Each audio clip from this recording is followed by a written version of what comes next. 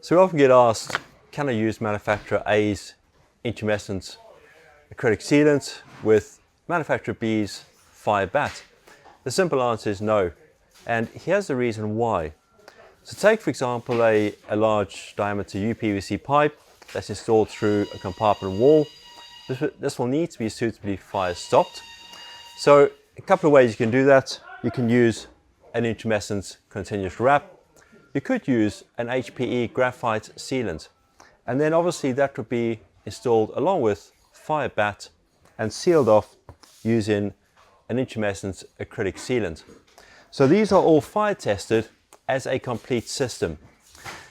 It's very important then that all installations are carried out according to the manufacturer's testing and scope of application.